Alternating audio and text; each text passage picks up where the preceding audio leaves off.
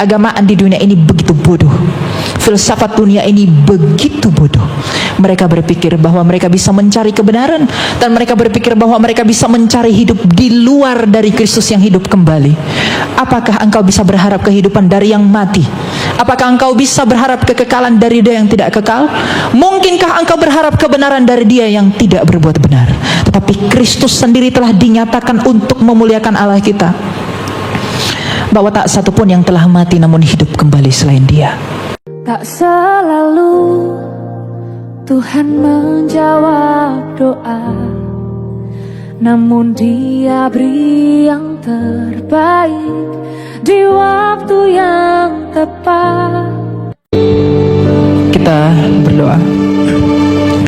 Allah Bapa yang bertahan dalam kerajaan surga, Bapa dari Tuhan kami Yesus Kristus yang olehnya kami mengenal Engkau, kami bersyukur kepadamu Bapa untuk hari yang baru, minggu yang baru di mana kami dapat bertemu dan juga berkumpul dan bersekutu bersama sebagaimana perintah-Mu. Oleh karena itu Bapa, berikan kami hati yang baru, hikmat yang baru, agar kami dapat menjadi pelaku atas firman yang akan kami dengarkan dan menjadi ranting-ranting yang berbuah dengan lebat. Sertailah kami dan kasihanilah kami oleh karena anak-Mu Yesus Kristus. Kami siap mendengarkan. Amin. Shalom, silakan duduk Bapak Ibu. Shalom. Sepertinya tidak ada orang.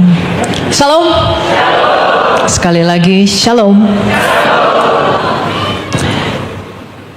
Ada pepatah yang mengatakan tak kenal maka kalau sudah kenal baru boleh sayang.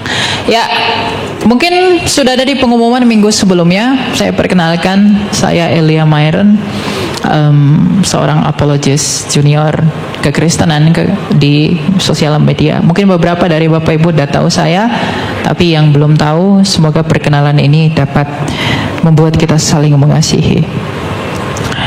Dan saya berterima kasih sama Tuhan, saya bisa berdiri tempat ini di hadapan Bapak Ibu, bukan karena saya lebih hebat dari Anda. Kita semua sama di hadapan Tuhan.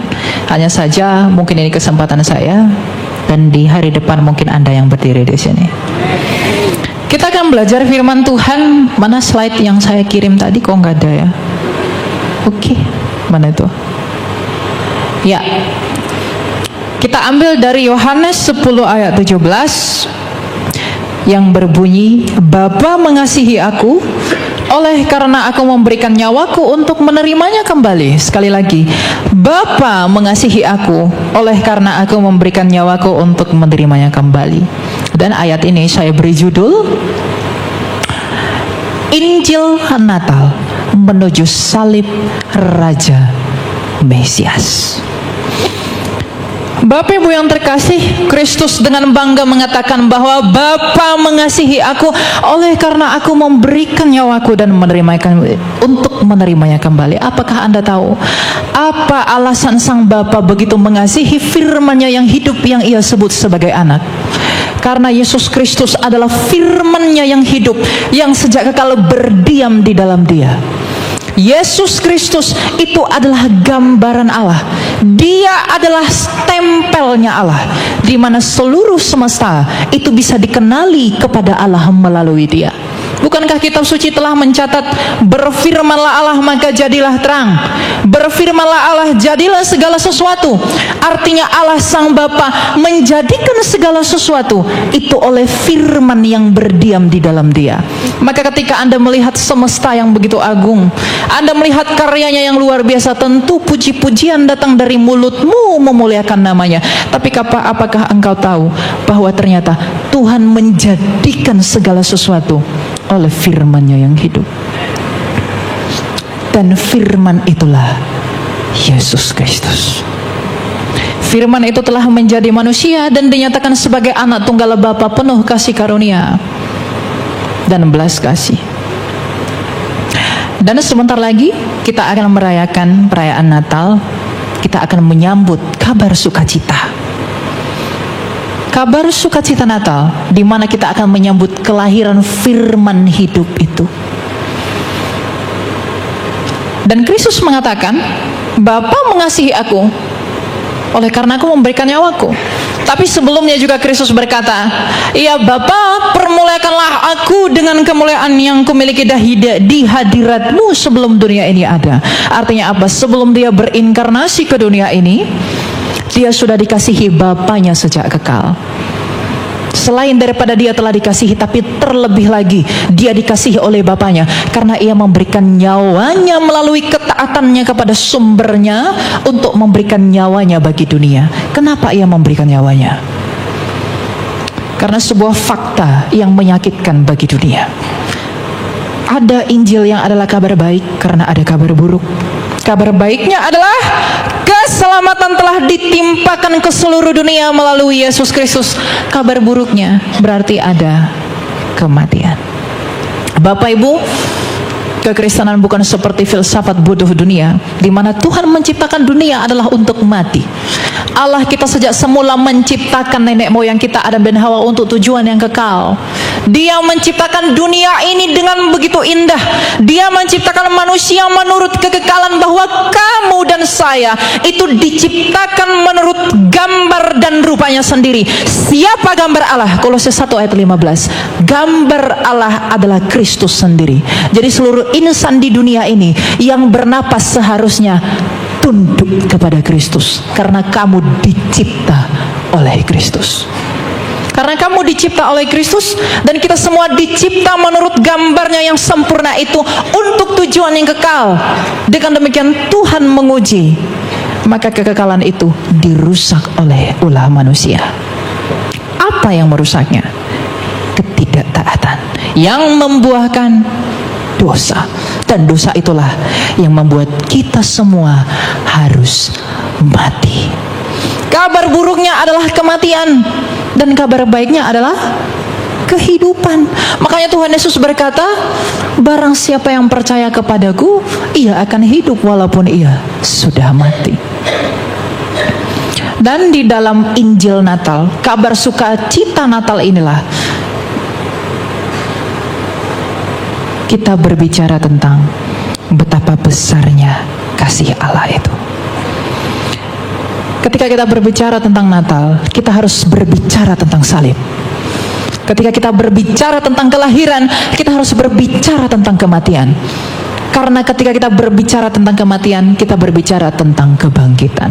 Bapak, Ibu, saudara-saudari yang terkasih, tidak ada yang seperti Kristus di semesta ini. Bahwa pada mulanya dia adalah firman yang hidup, yang datang dari Bapanya, yang menyatakan kasih Bapanya, bahwa kita bisa melihat kemuliaan Allah di dalam dirinya, dan apa yang ia jadikan dan nyatakan menurut kehendak sumbernya. Oleh karena itu, karena ia telah lahir, oleh karena ia telah mati, dan ia tidak hanya mati, tapi karena ia telah bangkit, maka kita semua yang harus mati. Jikalau engkau mau memperoleh hidup, maka engkau harus percaya kepada dia yang telah hidup kembali.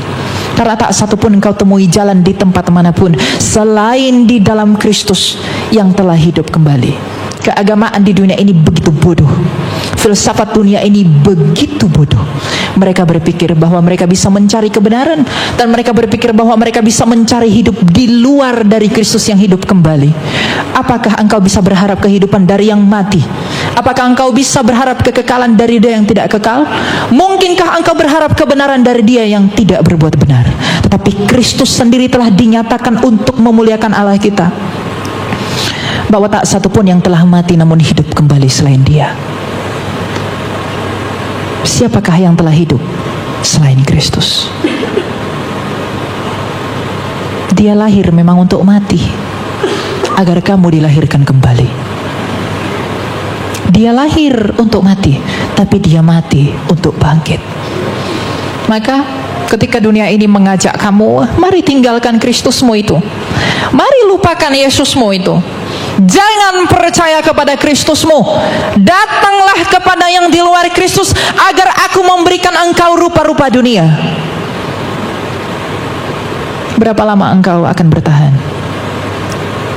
Berapa lama engkau akan memperoleh segala sesuatu? Tapi kalau pada akhirnya engkau mati, maka saya harus mengatakan, Natal dengan kabar sukacitanya adalah tanda kesederhanaan Allah. Allah yang adalah maha tinggi. Dalam Filipi 2 dikatakan, yang walaupun dalam rupa Allah, ia tidak menganggap kesetaraan dengan Allah, melainkan mengosongkan dirinya. Natal ini adalah momen di mana kabar baik itu harus kita beritakan. Di mana kabar baik bahwa ia telah lahir, bahwa ia telah mati dengan memberikan nyawanya, namun ia hidup kembali dengan menerimanya kembali. Di dalam kehidupannya itulah kita bisa berharap ada hidup. Maka dengan demikian benarlah perkataan Tuhan kita dalam Yohanes 14:6, bahwa akulah jalan dan kebenaran dan hidup. Keagamaan di dunia ini selalu berusaha mencari jalan. You are wrong. Kristus adalah jalan. Filsafat Yunani selalu mencari mana yang benar. Kristus berkata, I am the truth. Saya kebenaran. Jadi Kristus adalah jawaban bagi agama. Dia adalah jawaban bagi filsafat, dan dia adalah jawaban bagi hidup. Dan tak akan kamu temui yang seperti itu. Anak-anak muda, dengarkan ini. Mungkin di tengah-tengah zaman ini engkau dipengaruhi oleh pikiran-pikiran yang tidak dari Allah. Gak apa-apa, yang penting saya berbuat baik, yang penting saya benar, yang penting saya oke. Semua agama sama saja, tapi Kristus tidak pernah sama. Dia tidak pernah sama dengan apapun. Jangan engkau berhalakan yang lain, dan jangan engkau mendua kepada salib. Maka dengan demikian saya harus berkata kepada Bapak Ibu, siapakah orang salah yang tidak mati? Siapakah orang kaya yang tidak mati? Siapakah orang kuat yang tidak mati? Jadi ketika mulutmu berkata bahwa dengan kebaikanku aku bisa menjangkau surga, dengan kebaikanku dan kebenaran yang ada padaku aku bisa mencapai Allah. Bukankah orang Farisi begitu taat pada ritual keagamaannya? Tapi apa kata Kristus? Wahai ular beludak. Karena setaat apapun engkau pada aturan agamamu, sehebat apapun engkau dalam berfilsafat, tapi kalau kamu tidak bisa mengalahkan kematian, kamu tetap ditawan oleh kematian. Tapi karena Kristus sendiri telah hidup, dia sendiri telah bangkit, dia sendiri telah menang, dia turun ke dunia orang mati, dia menginjak-injak dan memporak-porandakan kerajaan maut, dia mengambil kunci itu dan bangkit sebagai pemenang. Dengan kebangkitannya ia menggenapi janji Allah kepada Adam dan Hawa, bahwa anak laki-laki dari perempuan ini, ia yang akan meremukkan kepala ular, dan ular itu akan meremukkan tumitnya. Iblis itu berusaha meremukkan tumit Kristus dengan menyalibkannya, tetapi Kristus menginjak maut itu dengan kebangkitannya. Maka Alkitab berkata, di manakah sengatmu wahai maut? Jadi kalau Anda menyadari bahwa kita semua harus mati, kalau Anda menyadari bahwa semua orang harus binasa, maka tuntunlah jiwamu sendiri dan saudara-saudaramu yang kamu kasihi kepada Kristus yang telah hidup dan menang, agar mereka beroleh hidup. Tapi tentu lakukanlah bukan karena motivasi yang lain, lakukanlah oleh karena kasih. Tuhan Yesus sudah memberi kita perintah bahwa kamu harus mengasihi Allahmu dan mengasihi sesamamu. Kalau engkau mengaku mengasihi sesamamu, mungkinkah engkau membiarkan orang yang belum diinjili itu akan binasa? Di mana kasihmu ketika engkau berkata, tidak apa-apa kamu di luar Kristus, kamu akan selamat, karena Allah tidak mungkin tega membuat kamu ke neraka. Jangan bodoh, yang membuat kamu ke neraka bukan Allah, tapi dosamu sendiri.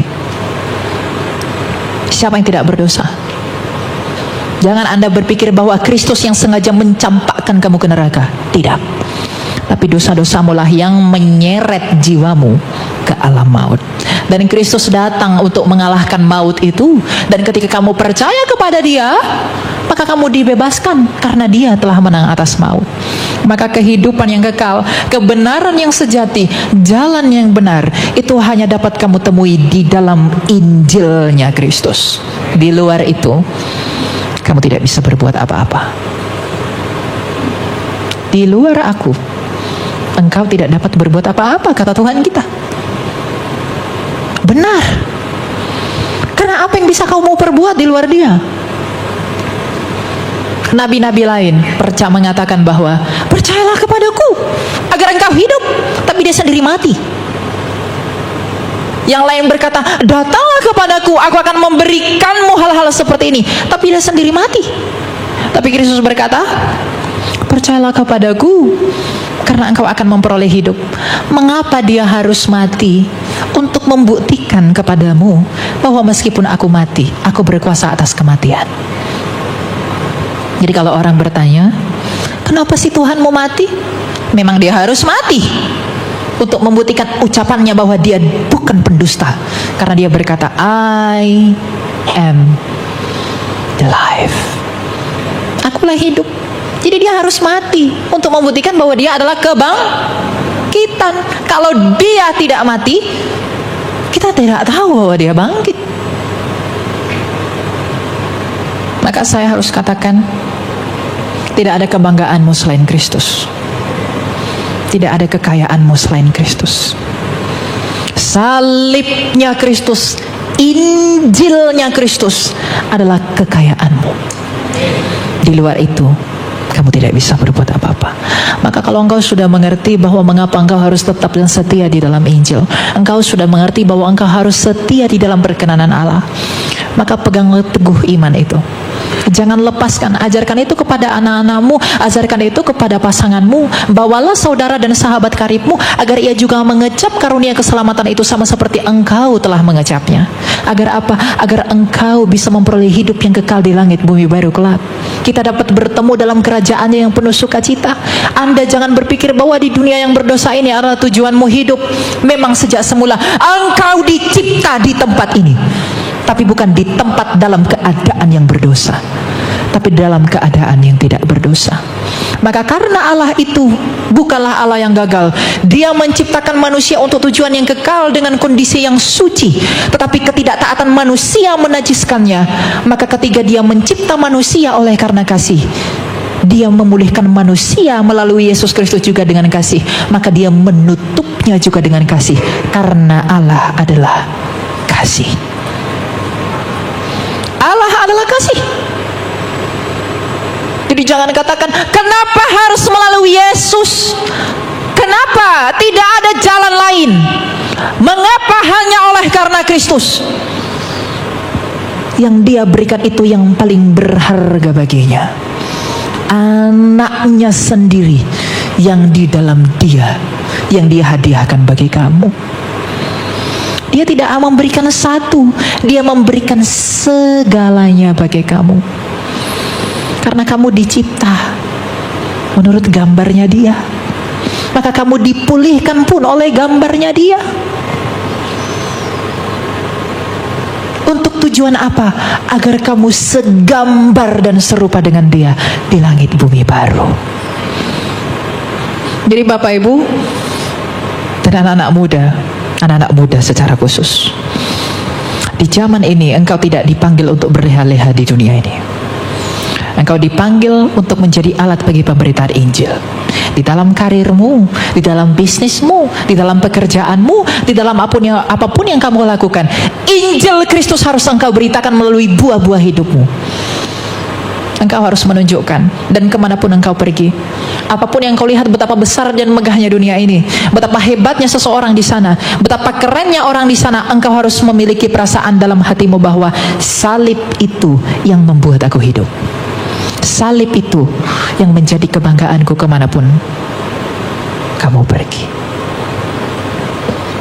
Engkau jangan tergoda dengan pengajaran-pengajaran bodoh dunia. Saya harus mengatakan bodoh. Kenapa? Karena kebodohan bagi dunia adalah hikmat bagi Allah, tapi hikmat bagi dunia adalah kebodohan bagi Allah. Makanya Rasul Paulus, rasul yang begitu kita cintai, dia berkata, pemberitaan tentang salib adalah kebodohan bagi dunia, tetapi itu adalah kekuatan bagi Allah. Jadi kalau engkau masih berpikir salib itu adalah sebuah kebodohan, maka engkau adalah orang-orang yang mau binasa. Tapi kalau kau dalam hatimu berpikir, oleh salib aku dipulihkan, oleh salib aku dimenangkan, oleh salib aku dapat bertemu dengan Allah, maka kasih karunia Tuhan menyertai kamu senantiasa. Maka mana tadi judul yang tadi? Injil Natal. sukacita kabar baik Natal, kelahiran Natal itu harus pergi menuju salib Raja Kristus. Karena Natal itu ada, karena salib itu ada. Apa yang dinantikan para nabi? Apa yang dirindukan para nabi? Apa yang dirindukan Musa? Apa yang dirindukan Elia? Apa yang dirindukan oleh Daud? Musa berkata, yang seperti aku akan datang. Daud berkata, tangan dan kakinya akan terpaku dan ia akan mengucapkan, Eli Eli lama sabachthani. Mika mengatakan, dia akan lahir di kandang domba. Yesaya mengatakan, ia akan diletakkan di antara dua orang penjahat, dan dia mengalami penderitaan itu bukan oleh karena kesalahannya, tapi oleh bilur-bilurnya kita menjadi sembuh. Para nabi selama ribuan tahun menanti-nantikan satu anak ini, dan 2028 tahun yang lalu lahirlah dia di Bethlehem yang bernama Yesus Kristus. Dan sebentar lagi kita akan merayakan Natal. Natal itu bukan tradisi pagan, Natal itu tradisi sorgawi. Karena yang pertama kali merayakan Natal adalah malaikat. Karena kelahirannya adalah sukacita bagi dunia. Karena dunia telah bersukacita bahwa dia telah lahir, tapi terlebih-lebih lagi dunia bersukacita karena dia telah mati dan hidup kembali. Makanya ayat yang saya ambil, Bapa mengasihi aku oleh karena aku memberikan nyawaku untuk menerimanya kembali. Di dalam satu ayat itu seluruh tema Injil Mesias itu diberitakan. Karena kasih dia datang, dia lahir. Karena kasih ia mati, karena kasih ia hidup. Maka karena kasih kita dipulihkan di dalam hidup itu. Jadi jangan saya temui di tempat ini Bapak Ibu yang belum sungguh-sungguh percaya kepada Kristus. Sungguh-sungguhlah percaya kepada Kristus. Karena tanpa dia kita bukanlah apa-apa. Cintailah Kristus dengan segenap hatimu. Kristus adalah Raja, dan tidak ada suatu apapun di semesta ini di mana Kristus bukanlah rajanya. Dia adalah penguasa segala sesuatu. Kristus berkata dalam Matius 28 ayat 17-18 bahwa segala kuasa di sorga dan di bumi telah diberikan kepadaku. Sang Bapa yang Maha Kuasa itu telah menyerahkan kepenguasaan dan ketuhanan itu kepada Kristus yang adalah firman-Nya. Maka di hari pengadilan kelak, ketika dia menghakimi, dia mengenali dan memeteraikan engkau bahwa ia adalah hakim, tetapi sekaligus adalah pembelamu. Maka tidak ada kebinasaan bagi kita. Dan jangan kecap itu sendirian. Bagikanlah Injil ini. Kita semua dipanggil jadi saksi, bukan? Siapa yang di sini dipanggil berleha-lehalah kau di dunia ini? Bahkan ketika Tuhan menciptakan kita, engkau disuruh dalam Kejadian 1 ayat 28 itu apa? Berkuasalah atas bumi ini, beranak cuculah, penuhilah seluruh bumi. Kita menjadi penguasa atas bumi ini. Tapi karena dosa ada, maka dosa yang menjadi penguasanya. Maka agar kembali pada keadaan yang semula, saya pikir ada ayatnya di belakang. Percayalah kepada dia. Allah memberkati mereka, lalu Allah berfirman kepada mereka, beranak cuculah dan bertambah banyak, penuhilah bumi dan taklukkanlah itu, berkuasalah atas ikan-ikan di laut dan burung-burung di udara dan segala binatang dan merayap di bumi. Penguasa itu artinya Tuhan. Jadi dia bahasa Yunani kurios. Jadi kita memang adalah penguasa di bumi ini sejak semula. Karena memang kita dicipta di sini. Tapi dosa itu telah merusak segala sesuatu. Tetapi salib Kristus, Injil Kristus telah memulihkan segala sesuatu. Karena ia telah berkata di kayu salib, tete lestai, sudah selesai. Sebagai penutup, pada akhirnya saudara-saudariku yang terkasih di dalam nama Tuhan, ketika Anda sudah mengerti bahwa mengapa Anda harus percaya kepada Kristus, mengapa Anda harus datang kepada Kristus, dan mengapapun Anda harus dipanggil untuk menjadi alat bagi kemuliaan Kristus, terlebih anak-anak muda, gunakanlah segala talenta yang ada padamu untuk menginjili semua orang. Injililah semua orang di dalam apapun yang kamu miliki. Kamu boleh berambisi jadi kaya, kamu boleh berambisi jadi kuat, kamu boleh berambisi menjadi bijaksana. Tetapi Nabi Yeremia memperingatkan kamu, janganlah kamu bermegah karena kekayaanmu, kekuatanmu, dan kebijaksanaanmu. Tapi biarlah engkau bermegah oleh karena engkau mengenali dan memahami bahwa Allah Tritunggal itu adalah Allah yang penuh belas kasih, keadilan, dan kebenaran. Belas kasih dinyatakan oleh Sang Bapa, keadilan dinyatakan oleh firman yang hidup di dalam salib itu, dan kebenaran itu dimeteraikan oleh Roh Kudus. Maka di dalam kepenuhan Allah Tritunggal, engkau mengenali siapa Allah yang sejati. Maka teguhlah dan diamlah di dalam Injil itu, berbuah lebat dan pergilah ke seluruh bangsa, agar ketika engkau mati, engkau mengucapkan apa yang diperkatakan Rasul Paulus, bahwa hidupku adalah Kristus dan matiku adalah keuntungan. Aku mengatakan hal ini kepada Bapak Ibu bukan karena aku sendiri telah sempurna di hadapan Allah. Aku adalah orang berdosa, sama seperti engkau adalah orang berdosa. Mungkin aku juga adalah orang yang paling berdosa daripada engkau yang duduk di sana. Tapi mengapa aku harus menyatakan ini? Aku menyatakan ini agar di dalam keberdosaanku lah kemuliaan Allah dinyatakan. Jikalau ada tertulis bahwa di dalam kelemahan Rasul Paulus kuasa Kristus menjadi nyata, apakah aku tidak dapat mengatakan bahwa di dalam keberdosaanku lah kemuliaan Allah dinyatakan melalui pengampunannya di dalam Injil. Berbahagialah dan setialah untuk selama-lamanya. Pergilah dan berbuahlah. Tuhan memberkati. Kita berdoa. Allah Bapa yang bertata dalam surga, Bapa yang baik, Bapa yang mulia, terima kasih Bapa bahwa Engkau mengizinkan kami untuk mengetahui bahwa Engkau adalah Allah kami yang penuh belas kasih, keadilan, dan kebenaran. Bapa, apa yang telah kami dengarkan, biarlah kiranya Engkau yang memampukan kami untuk menjadi pelaku atasnya. Kami Engkau panggil untuk menjadi pelaku firman. Janganlah kami hanya menjadi pendengar, tapi mampukanlah kami untuk melakukan itu, dan mampukanlah kami untuk mengasihi Engkau terlebih-lebih lagi, agar kami dan di dalam kami kemuliaan-Mu dinyatakan. Kami adalah hamba-hamba dan anak-anak-Mu yang setia.